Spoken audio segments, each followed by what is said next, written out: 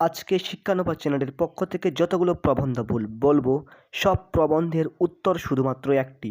তার জন্য আমাদের উপরে লেখা আছে টেমপ্লেটের এসব প্রবন্ধের উত্তর শুধুমাত্র একটি। প্রথম যে আছে প্রবন্ধটি দৈনন্দিন জীবনের বিজ্ঞান, 2 নম্বর প্রবন্ধের নাম প্রাত্যহিক জীবনের বিজ্ঞান, 3 নম্বর বিজ্ঞান ও কুসংস্কার, 4 নম্বর বিজ্ঞান সুফল ও কুফল, বিজ্ঞান আশীর্বাদ না অভিশাপ, 6 নম্বর রয়েছে বিজ্ঞানের ভালো মন্দ, 7 নম্বর বিজ্ঞান ও বিজ্ঞান মনস্কতা। তবে আমি কেন বিজ্ঞান নিয়ে বলছি, কেননা বর্তমান বিজ্ঞানের যুগ, তাই বিজ্ঞান নিয়ে একটি প্রশ্ন বা প্রবন্ধ আসবেই। আর যেগুলি প্রশ্ন বললাম এগুলির মধ্যে যে কোনো যদি প্রশ্ন আসে তাহলে আমাদের যে উত্তরটি এখন দেওয়া হবে সেই উত্তরটি লিখলেই সমস্ত প্রশ্নের উত্তর হয়ে যাবে। তাই বন্ধুরা যে কোনোভাবেই প্রশ্ন ঘুরিয়ে আসতে পারে, এই 7ভাবেও আসতে পারে বা অন্য কোনোভাবে প্রশ্ন আসতে পারে, তবে উত্তর এটি। তো চলো শুরু করা যাক। সবার উপরে যে প্রশ্নটি আসবে তার পয়েন্টটি লিখে দিবে। যদি দৈনন্দিন জীবনের বিজ্ঞান আসে তাহলে দৈনন্দিন জীবনের বিজ্ঞান, যদি প্রাত্যহিক জীবনের বিজ্ঞান আসে তাহলে প্রাত্যহিক জীবনের বিজ্ঞান। তারপরে এখান থেকে শুরু করবে যে ভিডিওটি আমি দেখাচ্ছি। বিজ্ঞান বলে দোষ কি আমার, কেন মিছে দাও গালি, প্রয়োগের গুণে সুন্দর মুখে তমরা মাখাও কালি। রবীন্দ্রনাথ ঠাকুর এই কথাটি বলেছিল। তো সূচনা কি করব আমরা, দেখো।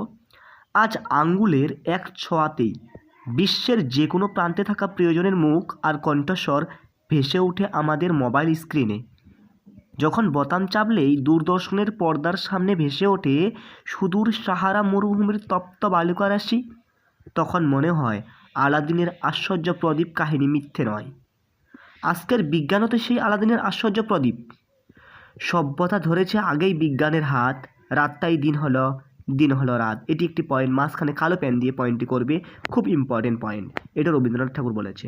তারপরে কি রয়েছে, বিজ্ঞানের উৎপত্তি প্রয়োজনেই সৃষ্টির প্রেরণা যোগায়।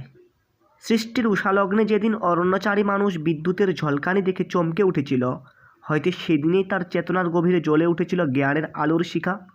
আর সেই আলোকিত পথ ধরেই শুরু হয় বিজ্ঞানের অন্তহীন আলোক পথযাত্রা। এবার আসি পিছনে, দেখো। পয়েন্ট আছে প্রতিদিন জীবনের বিজ্ঞান, পয়েন্টগুলো কালো পেন দিয়ে করবে। বিজ্ঞান আজ মানব জীবনের দিশারি, বর্তমানের বান্ধব, ভবিষ্যতের স্বপ্ন। মানুষের জীবনযাত্রার সঙ্গে বিজ্ঞান আজ সম্পৃক্ত। খোলা চোখে আমাদের প্রাত্যহিক জীবনচর্চার দিকে এক ঝলক তাকানো যাক, চলো। কি বলা রয়েছে, পাখির কাকলিতে নয় আমাদের ঘুম ভাঙে মোবাইল অ্যালার্মের শব্দে। 2 নম্বর কি বলছি, ঘরে বসেই আমরা দেখিনি বিশ্বের সংবাদ চিঠি, খবরের কাগজ কিংবা ইন্টারনেটের মাধ্যমে। গ নম্বর রয়েছে, রাতের অন্ধকারকে জয় করে পড়তে বসি বিদ্যুতের বাল্বের আলোয়। এক কথা যদি আমি বলি, সকালে ঘুম ভাঙানো থেকে রাতে ঘুমানো যাওয়া সময় পর্যন্ত সবই বিজ্ঞানের দান। বর্তমান যুগে বিজ্ঞান, পয়েন্ট করছি, কি বলছি দেখো। বিজ্ঞানই বর্তমান জগতের উন্নতির মাপকাঠি। বিজ্ঞানের অগ্রগতিতে সভ্যতার অগ্রগতি। আশীর্বাদ রূপে বিজ্ঞানের ভূমিকা বর্ণনার অপেক্ষা রাখে না। চিকিৎসা ক্ষেত্র থেকে শিক্ষাক্ষেত্রে, ব্যক্তিগত জীবন থেকে প্রযুক্তিগত উন্নতি, সব ক্ষেত্রেই বিজ্ঞানের হাত প্রশস্ত। যথা, পয়েন্ট করছি ক খ গ। ক নম্বর কী রয়েছে দেখো, মানব জীবনের স্বাচ্ছন্দ্যের জন্য বিজ্ঞানের উপহার দিয়েছেন air cooler, fan, AC, lift ইত্যাদি। 2 নম্বর পয়েন্ট করবে, দৈব নির্ভর মানুষের হাতে বিজ্ঞান তুলে দিয়েছে আরোগ্য লাভের নানা উপকরণ, আবিষ্কার করেছে নানা জীবনদায়ী ওষুধ। গ নম্বর অপশন, তালপাতা থেকে দোয়াত কালিতে ঘেরা শিক্ষা ব্যবস্থার গণ্ডিকে অতিক্রম করে বিজ্ঞান আজ পৌঁছে দিয়েছে অনলাইন শিক্ষা ব্যবস্থা।